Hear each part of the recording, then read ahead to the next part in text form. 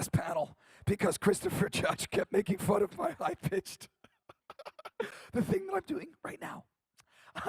I can either go high or I can go low. That's about it. So we're going to get started with our panel in just a second. John's on his way. We're just waiting. We've got a great little group for you guys. But I just want to tell you, right after this panel, I have my own panel called I Don't Know S About Comics. It's basically Comics 101. You know, I think most people will admit that comic books are a worthwhile art form nowadays, and yet they don't seem to actually pick up the comics and read them. Comics are very easy to read. There's words, there's pictures, just start. It's not all superheroes. There's every genre. There's all sorts of wonderful stories to be read. And comics are better than films, and they're better than television. And I say that with the utmost authority because television and films have budgets. And you can only do so much with what your budget is. But a comic is only limited by your imagination. And that's power. That's the power to create new things and new ideas. And all of the great ideas, not all, but so many of the great ideas that you're seeing coming from, even let's say something like Star Wars, which was greatly inspired by John Carter of Mars, you know, or what it was called at that time, I forget. But it's a great medium, and so many people aren't making the jump. And if you have questions and things that are holding you up, there's no stupid question. Hang out for the next, I think 3, it should be the next panel. Any questions you have, there's no stupid question. We just want to help spread our love for comics to all of you. And I've got my friend Joe Kelly, who's a prolific comic book writer coming down, and a television writer. Tim Seeley, who does Hack Slash, great artist and great writer. And my buddy Aaron Sparrow, who's a great editor for Boom Kids. He did Ape Entertainment and a lot of great stuff there. Anyway, are we all set? Okay, you know what? I'm going to start with, where's Tom Cook? Tom Cook, animator. Come. Tom, as I told you earlier, you were added to my list late, so I didn't get to research you. So all I was told was that you did Masters of the Universe and He-Man, and I said, that's enough. Yes. Filmation shirt. Next up, and I got a mic for you, Tom. And next up, we got Billy West.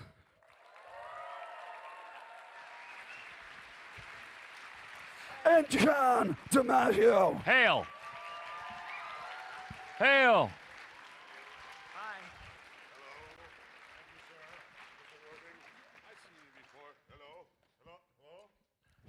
Hello. Jesse. Oh, Good to see you, Billy. oh, there's the magic. How you doing? How you doing? All right, Tom. Good to meet you. Hi, how you doing? Hey, buddy. What's your name? Billy West from Billy. Show Business. Oh, how you doing? Nice to meet you. Hello. And I draw you guys. Yes, that's right. We Hooray! love him then. It all comes together. Hey, so I want to open it up with Tom since everybody's got a chance What to. happened to your voice? I did the costume contest. Wait a minute. What? I did the costume contest last night, and it ruined my voice, and now I have to either talk like this or like this. Sounds like Jackie Puppet. Yeah. Yeah, I was doing my. We'll make you look like Bette Midler. Wonderful. Guy number one says, I got all this crap all over my hands. Guy number 2 says, then you must be handicapped. I'm just doing somebody I know. So can we open the floor with Tom? How did you get into animation? Yeah, it's kind of an interesting situation where I was a transit bus driver in Los Angeles, taking people through Hollywood and up over the hill past Hanna-Barbera Studios every day. And I happened to have an off day, and I was sitting eating a sandwich, and there was a little magazine there that had come in the mail, and I like to read while I eat. So I started looking through this, and it had some classes that were available at a local college in comic book art. And I, like you, was a big comic book fan. And Don Rico, who was an artist on Captain America and Daredevil back in the 40s and 50s, was the teacher. So I decided I really want to meet him, so I took the class. We brought in our portfolios, and I had a lot of superhero work. And he liked my work, and he said, hey, I'm a storyboard artist at Hanna-Barbera. And we have a class on Thursday nights that teaches basic animation, and if I recommend you to the class. You can get in. And I was basically in the class. I did one drawing. I was in the class for 3 weeks and got hired on at Hanna-Barbera. And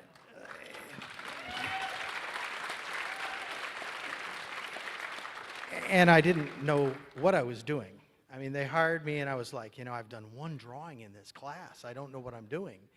And the director said, don't worry, we're going to put you with an animator and you'll be his assistant. And you'll eventually, either catch on or go back to bus driving. And so luckily it caught on. And You ain't driving the bus no more. yeah, no, I haven't driven a bus in a while. And besides Masters of the Universe, what are some of the other animated properties you've Well, worked on? I started on Super Friends because that was the thing I was kind of hired for. Meanwhile, back at the Hall of Justice, Batman and Superman decide on their relationship. Sorry. Ted Knight. Ted Knight. So yes, I got to work on that. It was funny because he said we have a lot of people that can draw Fred and Barney, but they're not really good with real human figures. And since my portfolio was all superheroes, that he said they'd really like to put you on Super Friends. And the first drawing I ever did, of course, was of Fred Flintstone. So, but I took that drawing down to the Xerox, and they Xeroxed and put it on a cell and painted it, and I've got that up in my studio, the very first drawing I ever did. Because I'm kind of one of those guys that's real, nostalgic and like to keep track of what I've done. But I've worked on Scooby-Doo, also Smurfs, gosh, what else? Casper, Captain Caveman. I loved Captain Caveman. Yeah. Captain. In fact, it's one of the great. I loved that with that club. Dude, who invented the club? I have no idea. Really? I just animated it. I didn't create any of this stuff. It was awesome. But one of the biggest things was when I first started, one of the ladies that I worked with kind of said, come here. And we went down to the bowels of Hanna-Barbera, and there was Mel Blanc they were doing an episode of Flintstones. And I mean, Mel Blanc, I'm sure you guys, it's like Jack Kirby was to me. I love Jack Kirby. And so then I also worked over at Ruby Spears on Thundar the Barbarian, Heathcliff the Cat. Also worked on Garfield, a couple Garfield specials, Charlie Brown, and then eventually Flash Gordon, Tarzan, all the Filmation shows, Ghostbusters. Then I became a director, and I directed some episodes of King of the Hill, and Duckman. Duckman was another one that I directed some episodes of. And the King of the Hill episode, if you ever saw the one where they catch Bobby smoking, I directed that episode. And especially since I hate smoking, it was really kind of cool to do something like that. So anyway, I've had When pretty you want long to be career. cool, you do smoke. Oh, is that it? Yeah, that's why cigarettes were invented, so you could look cool. I guess I've never been cool. I'm teasing. So originally, I thought the panel was just going to be Billy and John, and I was planning on having them like cage fight with their voices. But now that you're here, we can't do that. So I'm kind of at a loss. I don't know. Maybe we should just go do some questions. Yeah, Because sure. we got a nice group of people to talk about animation from both sides, the voice side and the animating side and directing side. If you don't mind, I just want to kind of hijack this for just a second, if Please you don't do. mind. Were you guys at the other panel earlier today? Were you at my panel? Okay, so just about everybody's here. So who, by a round of applause, who wasn't here? All right, would you guys mind if we showed the preview again? Would you guys mind if we showed that? Because I have a preview of the movie that I did about voiceover, and it answers a lot of questions. Cool. See if we can do Do it. they Go ahead have and it throw queued it. up? I'm going to throw it to the AV crew in the back, the ultimate. Thumbs up. Can we The turn ultimate- off the lights this time? Turn off the lights. Find out what they think, so that we can show you, everything. Thank you. You want to know about voice acting, but we're afraid to ask. You go to their party, what do you do? I say, I'm a voice actor. Kid, hey, they got a dip. Hey, what exactly do you do when you're a voice actor? What does that mean? Well, I was in the room and they get scripted. You get one laugh. That's it. You're the one that, no, I'm not the one that. I'm just like, well, that's just how it is. Yeah, but the other side of it is actually a guy who really that. We are people in for tours into business stuff like that, and we really see it. It's just, I don't know what it is. It's I don't know what the thought process. But honestly, if people have any idea how much work really went into animation, they would look at it with a lot more sort of a sense of awe. There's nothing wrong with the television set. Do not attempt to adjust your picture. We are controlling the transmission.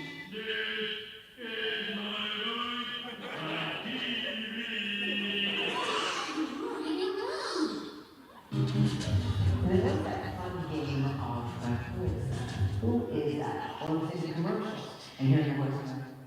I remember who it is. You're on SpongeBob? I love that. I love the fact that they don't know what movies is great. You don't know. I love like the little kids' eyes when they find out and they say if you could do the voice expressions and say you can.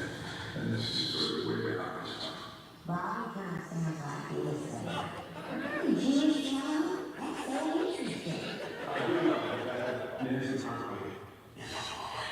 And she chose his box. And it freaks kids out. It's a baby, you bark, and it's a little guy. I'll say close your eyes, because come on, I'm gonna check. And I have 9 spikes on the top of my head, and I'm certainly not 10 years old, but, you know, if the little kid close your eyes, hi, what sister was having it? All you need really is the sound, right? I know what you're saying. I'm pretty much limited to, you know, what we see here. And it could be animation and I can play old versions and stuff. But you can't put me in young makeup and you know, 10 years old makeup. But I can play that, you know, in a cartoon. I can easily do that. Play older versions. So, you know, Doing a show like that is such an enormous task every single week, and because we can't, you know, be using 20 character actors, we have to do a lot. We have to film and do a lot of different characters. So I've gotten over the last 8 years to really like stretch my range and really get an opportunity to do things that I wouldn't normally have to do. Animation, I think now we take the place of stage, because stage you do lots of different characters that I've never cast on film, but it's like stretching. You know, you can stretch on stage and do, you know, very bizarre old men or young women or boys or whatever you want to do on stage. You do the same thing in animation. that always kind of got a little bag of tricks and a little they bring around with them actually. At least that's how I look at it. You know, occasionally someone needs a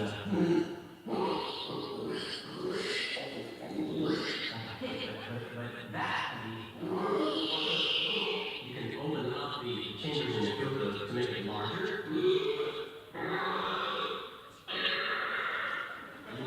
You can modify the color there.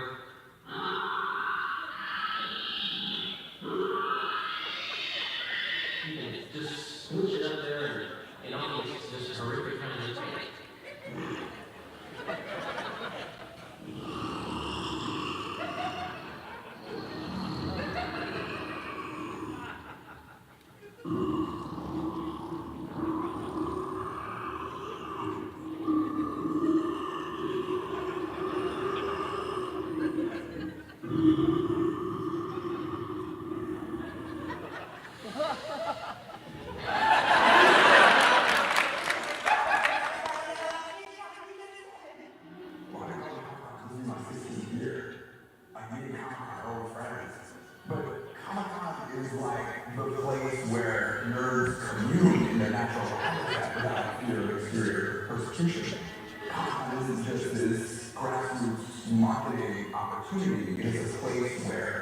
People who live and breathe and live for this stuff go to be passionate with one another.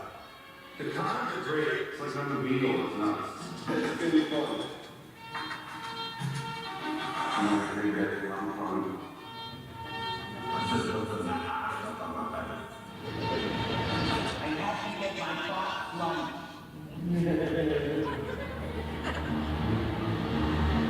Going to San Diego Comic-Con or DragonCon in Atlanta and any of these places, you know, it's like a country picture. You see people work with it all the time. Yeah, it's really fun. Anything you're a rapid fan of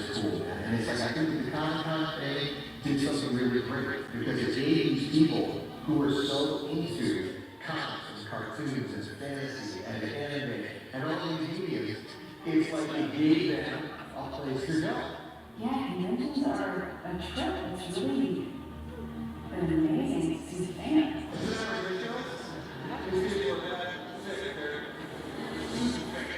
We do a signing and we get to interact with kids and fans, you know, that's always great.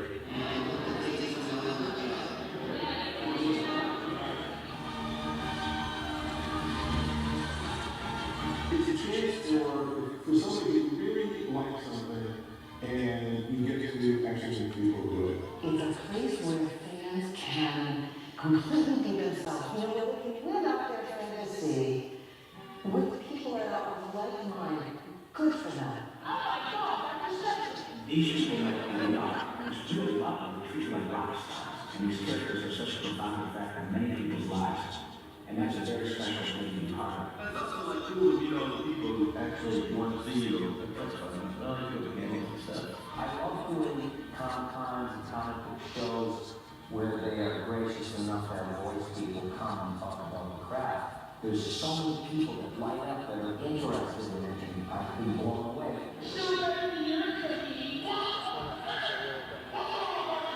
The best part of this is I'm so cheesy, but it's the fans. And you go, thank you. Thank you. Thank you for being in it.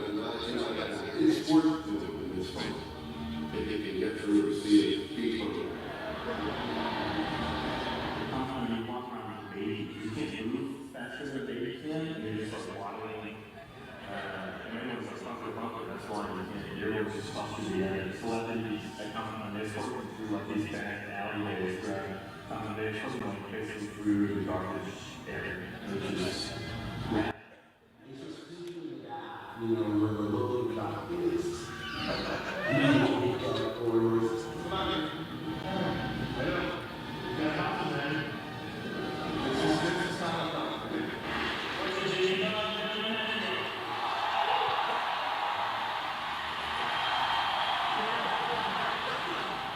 wanted to make this documentary because I wanted to honor these people. I wanted to show that my peers are really incredible. They're an incredibly talented bunch. I wanted to show those people. I wanted to show their face. I wanted to show them as champions of the industry.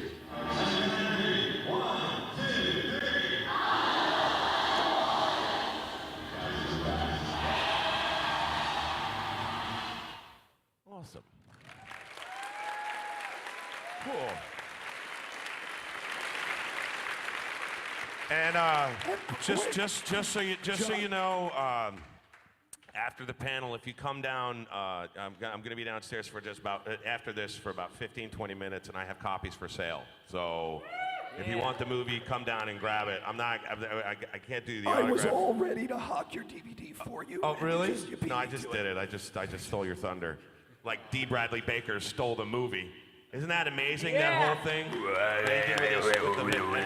Yeah, no. D. Bradley Baker is one of the best in the business. He's just He has brilliant. control over every chamber in his body. Yeah. You know, I mean, He really- noises coming out under his arm. Yeah, and yeah. One going on up here, and then. Yeah, no, he's amazing. But yeah, I'll have it for sale, and yeah, we'll see if anybody would like to have it. So, downstairs on the floor, across from the R2s. Oh, nothing more annoying than a bunch of R2-D2s running around with nothing to do. Yeah. I know. I know. He's like the robot Lassie. What? Luke, he's in the well? He's in the well? What? Leia's with him? They're kissing? Oh, that's Can I get the lines going for some questions? Yeah, let's just open up the questions. Because I'm not suited to ask the questions. We got one mic over there, one mic over here. Oh, look who's already lined up. You got the first question, man. All right, so this is a question for all three of you. What animated production that is either currently airing or currently in production that you are not involved with would you like to be involved with? Starting over there with the confused one. Oh, thank you. You know, I'd Me too. yeah. I'd love Ditto. I'd love it if Futurama would come back around.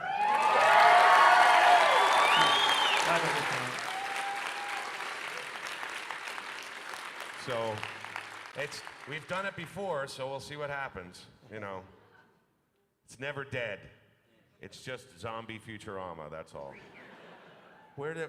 Oh my God! I thought I heard an R2. That freaked me out. That little whistle. Huh? I think for me, and it's also not really on anymore, is Pinky and the Brain. That was one of the ones. Yeah. I tried as hard as I could to be a director on that show, and it was so popular that, you know, everybody was standing in line. And I lucked out, and I don't know how many people know this show, but I directed a few episodes of Road Rovers. Okay, 3 people. But it was a really, really well done show by Tom Ruger, and it even had this little Disney thing. I don't know if anybody's seen the episode where Ovitsnia, Eisneria, and Katzenstock are at war with one another. And it was Eisner and Ovitz, and they had this big battle, and at the end, the countries came together, and the outline was Mickey Mouse. And it said it was the happiest place on earth, but it was a really clever show. That's funny. Shows. You know what? All my friends are doing a lot of the shows. I would say 90% of them that are being done and are in production now are done by people I know. Chances are I auditioned for it, so I can't wish I was there because maybe I didn't belong there, you know? There's a reason for everything. They don't take you because they know you and they can count on you and everything. It's just they are looking for a very specific thing. And when you're auditioning for things, you know, the guy at the door isn't going like, keep out. You know, he's saying, come on in. We hope you're the guy. You know, and then they find the guy or the lady that they need. And it's not always you. I mean, yeah. There's no other way to explain it. It's like I'm not wishing I could be in other people's shows because I've been incredibly lucky with the shows I've done. Yeah, I'm grateful. Yeah, I hear what you're saying. Totally. Yes. And there you have it. I know.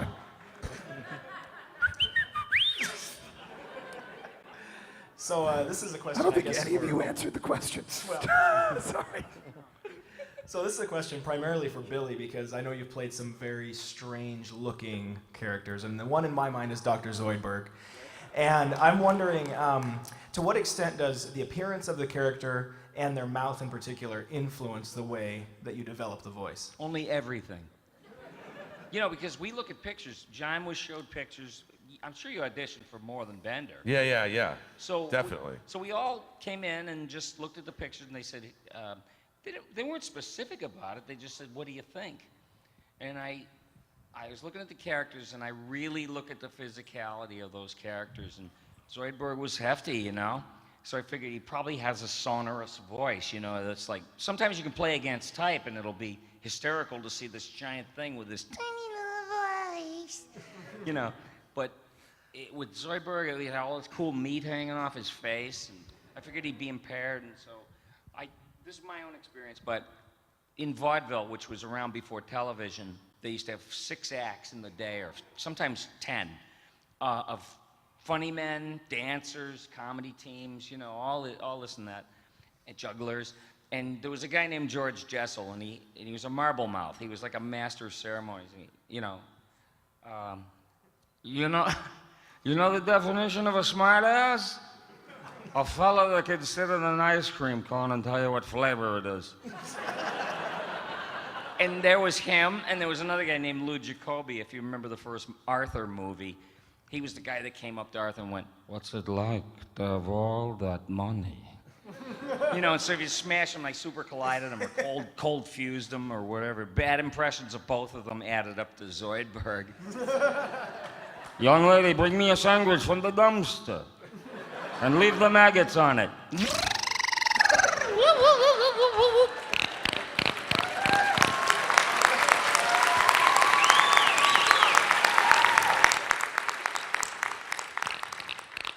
I'm scuttling. I love Zoidberg. I have a Zoidberg keychain. They have Zoidberg contests when I ain't there. Yeah. Oh, Zoidberg. We're doing dueling Zoidbergs. Why not Zoidberg? I love Zoidberg. I heard the kid, some guy came and said, my buddy does the most perfect Zoidberg in the world. I mean, it's exactly like yours. It's a voice print. You couldn't tell the difference. And I said, well, tell me his name, tell me where he lives, and I'll kill him. Boom, boom. An honest answer. Wow. Thank you. Awesome. Welcome. Hi. Now that you're at the point in your careers where you're being the influence on others, I was just wondering what are some of the things that influenced you as artists growing up, one or two things that really influenced you? John, you always look so confused when people ask you questions. I'm just taking it in, brother. Just really ingesting it in my mind, bro. For me, comedians, comics, George Carlin and Richard Pryor and Robin Williams, Billy Crystal. Those guys really made a difference for me, and I loved the way they would do character voices and stuff like that in their act, you know, and you know, I mean, George Carlin, like, you know, the artificial fart under the arm. I mean, like all kinds of silly stuff. Like the comedians doing voices really had a big influence on me, and I didn't know I was gonna, you know, I always wanted to be an actor, but I didn't know that I would have this, I didn't see this kind of success coming in my life as a voice actor. So it's been a surprise to me, and it's been a wonderful ride. So yeah, those guys definitely an influence on me. And for me, art-wise, I was a big comic book fan, so I, you know, worshipped the Stan Lee and Jack Kirby, Steve Ditko, the early Marvel stuff. Nice. And so that's the stuff. And when I worked on Thunder the Barbarian, Jack Kirby was one of the creators and designers, so I got to meet Jack Kirby, so that was a big plus in my career. And comedy-wise, I mean, I love Jerry Lewis, and people hate him, people love him, but I'm a huge Jerry Lewis fan. Is there an echo? I heard from me. It's from me. Biofeedback. I think it's me. It's my job to fix problems like Oh, that. me. It's you. Sorry. The other thing I was gonna say about all that stuff is that I really didn't get into it for fame. I mean, who can be famous from Roslindale, Massachusetts? You know, that was your #1 block. You know, that you were gonna live in this 2-by-2-inch square little town the rest of your life, and you ain't going nowhere, because that's what parents were like. You know, you're gonna be part of the work system here, and you're gonna live and die here. It's just like an Americana thing. But I created my own world. I had no use for reality. And I lived in my own little planet for years, and no use for academics or nothing. You know, I was more comfortable in this little world, but I was president of it. And the thing about doing voices, I never got into it to be famous or even make money. Who makes money? Yeah. You know, and I didn't go at it to particularly to be a success either. It was bursting inside, and I had to do something with it, and the results. You know, some people Speak don't for get them, themselves. but others do. You know. Awesome, thank you. Sure. All right, so I've got 2 questions, one for John, one for Billy. Is that okay? They're real quick. All right. Nothing for me? I'm sorry. I didn't know you were going to be here either. Hey, he's gonna come down there and kick you in the nuts.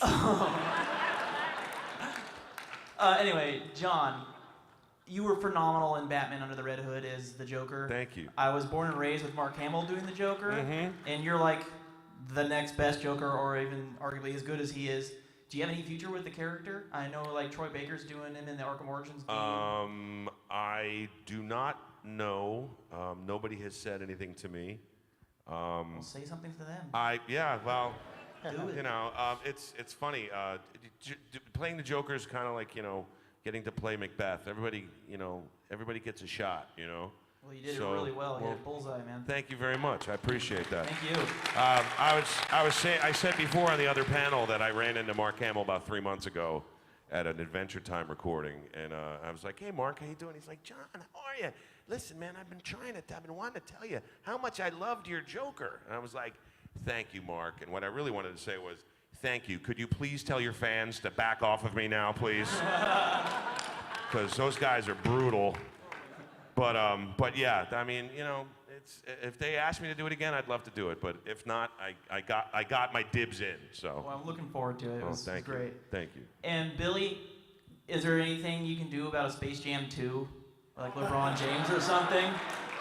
Like, can you kill somebody or threaten to kill somebody or have him kick someone else in the nuts? Oh, I could easily do that without anything at stake. For sure. The boots. It's all about the boots. No, you know what it is they do features when they choose to. They did one after Space Jam. I don't know how well it did, but I didn't even do Bugs in that. It's like they farm these voices out. There isn't just, I can't hang my life, I'm gonna depend on this forever, I'm Bugs Bunny. No, that's your job for the day because you're a day player. You sign a day player contract. Yep. And so when you don't do it anymore, it's not like they call you up and say, hey, listen, you know, they don't want you to do Bugs anymore. It's like you don't even hear that. It's just you do when they call you. You come up. I didn't lobby for the job, but I did audition for it. And Ivan Reitman directed it, and there were all these heavyweights involved, and you know, it was almost like I was happy to have done it, you know, and it was a bitch because all the best work was done before any of us were born. You know, and what ruined the Looney Tunes is when they became friends. You know, they hated each other. Wow. Remember? You're so right. They hated each other. It was like Once they started to like each other, there was no more conflict. They were marching. End of Looney story. Tunes. Yeah, that's right. That's right. Oh my God. That was the beginning of the end. Yeah. That's totally true. But yeah, I would love to do something about it, but it's like, you know, Mr. Show Business can come to your door and go, so what do you think? You know. Mr. Show Business coming to your door. The king of show business. I've met him. He's a voiceover guy. Thank you, guys. Sure. I had a question regarding, there's sort of a growing topic in between the world of voice acting and the world of animation of recording as a group versus recording individually. And I know for some reason people wanted to do more recording individually. I do not understand why. But what I want Easier and cheaper. It is cheaper. I understand that. Easier and Elitism. cheaper. That's why Elitism. Elitism. Sorry. What I was going to ask is, I'm sure you guys prefer recording as a group. I was going to ask what you've been doing lately that does record in a group. That's still recording. Just the other day, I did a Ben 10 episode, and a whole bunch of us were in the room. Usually, when you do a recording for a cartoon, it's an ensemble record. It's the way you get the best out of your cast. Because when they're not able to be there because of a scheduling conflict or what have you, you kind of get the feeling that you know what that other actor's going to do with their line, you know, and you're familiar with the material and with the director that you work with and with what's going on, and you're connected to the script, then that makes it that much easier because you've already been in an ensemble record. You know, if you get to record as an individual, it's because of scheduling. That's it. But at the same time, you know, whether you're in the ensemble or you're recording individually, you know, because you've been in that ensemble recording, what's going to happen, where those actors are going to go, what you have to play up against, and what have you. So. And as an animator, you can kind of tell when it was an ensemble record because the characters seem more lively to me, and you can tell that you guys have been, you know, poking fun at each other, and it's just great. And as an animator, I mean, we get the soundtrack because we have to know whether the character is saying, hey, look over there, or hey, look over there! Yeah. You know, so that's huge in how I would draw the characters and animate them. And and again, you guys, excellent stuff. Yeah. Did you ever hear the Futurama DVD commentaries?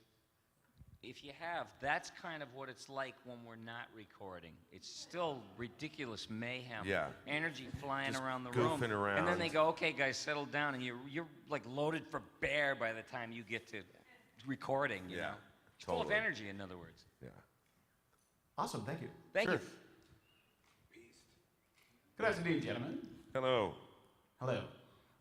You can talk. I'm quite articulate, too. You're from Cats, right?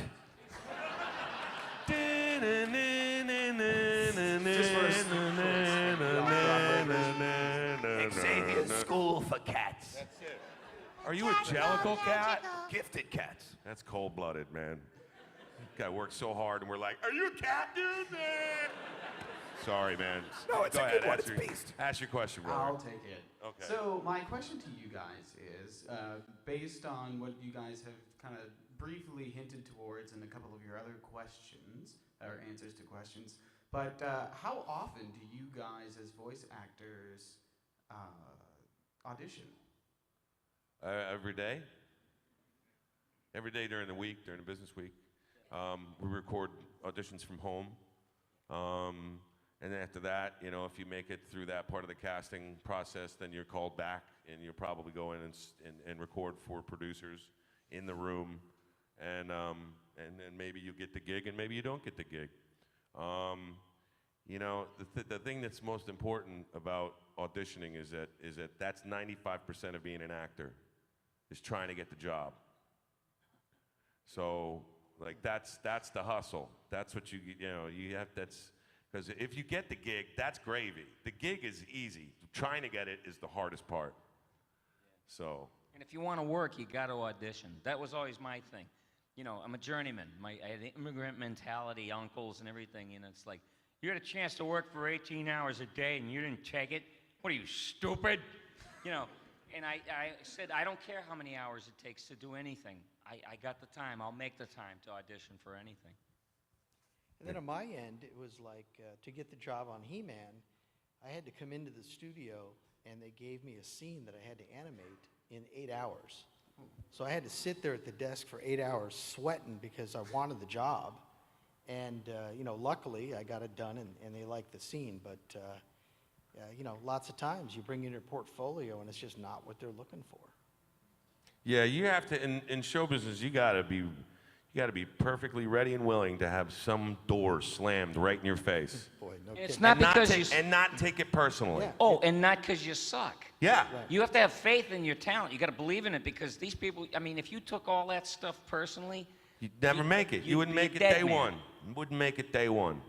But if you can get punched in the face, you know, Ow. not really punched Like in when the someone face, makes but fun of your costume. you know, yeah, exactly. Let's say like someone makes fun of your costume. listen, I'm And going to pretend meows I at didn't you. hear that. Yes, totally. No, we You've can got to talk. be able to take that every day. Every day. If you could take that every day, then you've got a shot. You got a shot to put your foot in the room, you know? Thank you. You're welcome. Thanks. Now, don't forget to poop in the litter. Go in the litter box. Do not go near the curtains. Right, this question's for John and Billy.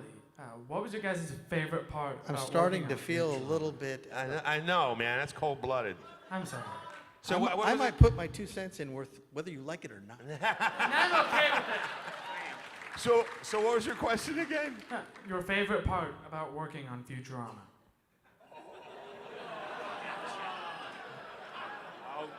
Ouch. Answer that, Tom. Okay, my favorite part was watching the show. Take that. Thank see, you. see, you can always be That was awesome. inclusive. That was awesome. Little fist bump, little Inclusive. fist bump. My favorite part about working on Futurama was everything. Yeah. It's one of the greatest experiences of my life, one of the best professional experiences of my life. I've gotten to do so many things because of Futurama. I mean, it's afforded me a wonderful life, and I have many friends from it. You know, this man included in the bunch. I'd go to war for you. Hey, I take a bullet right here. There you go. Bang, bang right there. There bang. you go. Let's eat. Bang right over here. Cheat it? You eat G? it? Yeah, G, you? Well, Yeah, sit G. down and eat. Hey, all right. But yeah, I mean, but also one of my favorite things is being able to just, you know, Be completely obnoxious. Oh, yeah. Wow. My favorite thing is a story that's from not my point of view, but I learned something. So when I go home to Boston, I visit my mom, and her boyfriend's there. He's 85. He's a retired firefighter. And he corners me one day and he goes, he wants to know about show business. And I said, Walter, I'm barely in it, you know? And he goes, no, no, no. What would you say is the best part of your job? Is it the people you work with? Is it the hours? And I said, Walter, imagine if you got up one day and you're in your robe and you had some coffee, you go down the mailbox, and in the mailbox was a check for a fire you fought in 1972. And he goes, gotcha. I said, it's still out. You should be making residuals, you know? It never came back. Yep, that's it. Right? I can't help but notice that this building still isn't on fire. My job is done. I was just one question for Billy. Yes. I was just wondering if you had like any interesting stories about working on Space Jam or Yeah, anything? there was a lot of them, but one of the ones that stands out is there was a rap party. You know, when all's done and the film is in the can and it's, you know, everything's done, they have this huge party for everybody that was involved with the movie. And we were on this back lot of Warner's, you know, they're Backtown, Main Street. Yeah. It's all phony, but on film it looks like a real city. So we're out there and I'm walking around the streets and everything. There's this huge crowd up ahead of me. And Michael Jordan was in the center of it. And everybody, Michael, he hears his name spoken probably every millisecond by somebody. And I don't know how he figures out who are the ones he needs to listen to, because his agent came over, Ken Ross, and he goes, Michael! And he just looks right over because he knows Ken Ross. And he says, this is Billy West. He did Bugs Bunny in Space Jam. And he goes, Billy, you know, and he reaches over. He reaches over like 6 people. And his hand was like this. You know, and I was like, gee, Doc, that's the closest thing to a religious figure I ever been.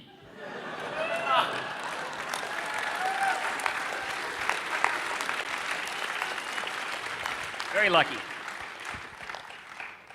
Hi, I have a question for John. I didn't even ask this to your panel, but could you do an argument between Jake the Dog, Bender, Schnitzel, and Marcus Phoenix?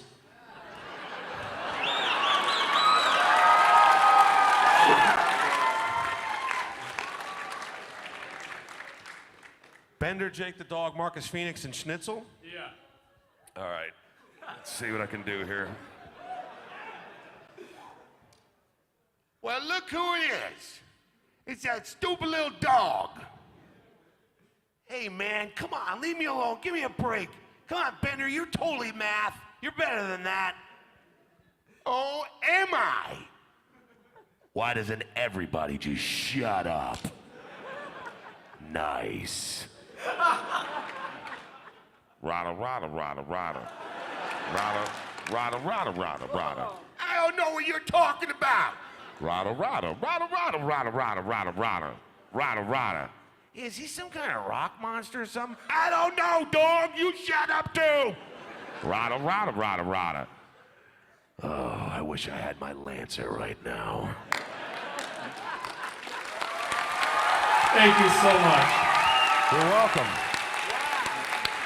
That'll be $5. All right.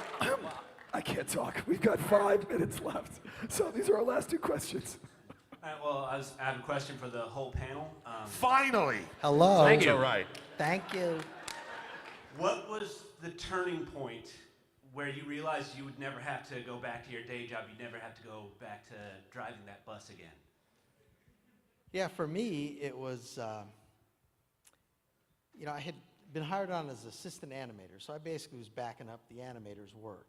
And when I finally, man, I did, I don't know how many pencil tests and showed it to the directors, and they finally handed me a scene from Blackstar. And they said, you know, you are now an animator. And I felt like I could always go back to being an assistant if it didn't work out. But from that point on, I really knew that I was probably going to make it in the business and I'd have a good career. And I remember a friend of mine and I were talking, and he said, and this was back in the mid-'80s, he said, you know, we are living the good old days.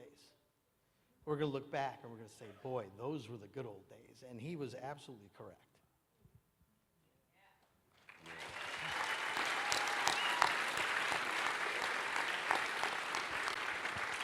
And you? I remember the day that I quit my job as a waiter at TGI Fridays in Woodbridge, New Jersey. And I swore I'd never wear those goddamn red and white shirts ever again. And it was because, and I had to quit. I had to quit the job because my comedy team that I was in, we had booked a job doing like these promos for, and we were writing them too, like for Cinemax and Showtime. And we needed the time off to do it, and they wouldn't allow us. And I was thinking to myself, you're not allowing me to follow my heart, my dream, my ultimate goal. I don't need you anymore. I'm gonna jump off the deep end and I'm gonna take the risk. And I haven't looked back since. So. Well, I did every lousy job in the world because I didn't go to college. The only ones I could get were dishwasher, work at U-Haul moving trucks around and shoveling dirt in some of them when people would leave half the payload in it and say, hey, you want to sweep that truck? I was like, oh, no. And with a hangover, it's real hard. You know, and it's so many garbagey jobs, and I started doing radio, and I thought I was all set. Every point you're at, it's easy to think you're all set, but the future is unwritten because nobody knows what's going to happen to them, and that's part of the beauty of life. You wouldn't want to know. You know, we don't know what'll happen to us. We might be on another show. I might not see them for, 4 years. Yeah. It's been like that with people I know, and I got to call them, But I'm lazy. But, it's like, I used to have a line like for the Doug cartoon. This is Doug Funny, painfully average 11-and-a-half-year-old boy. And if it wasn't for me, Billy West would be driving a truck, full time.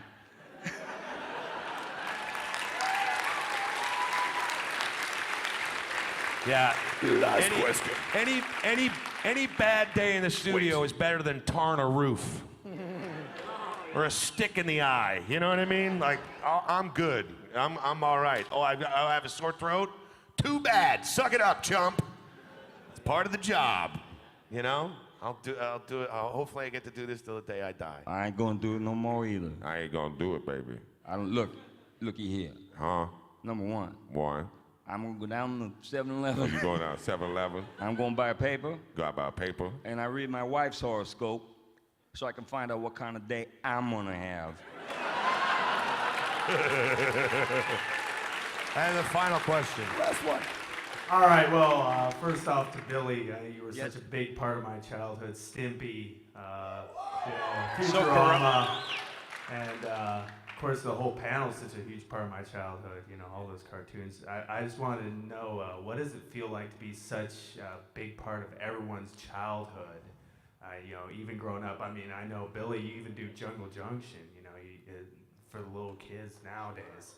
How does it feel to be such a big inspiration to these children as they grow up and they have children of their own? You're still an inspiration. Wow, it's no one saw that. I never saw that I coming, never saw it coming And besides, either. if you're in the middle of a cultural phenomenon or what it's going to become, you have no idea. It's just you go to work and you try to do the best you can every day, and then something becomes like this earth-breaking, like Adventure Time. Like Adventure Time, like I had no idea how big this show has gotten. You can't go into a mall without coming out with some Adventure Time stuff. Yeah. Hot Topic or whatever that store Remember, is. what Oh did my I tell God. you?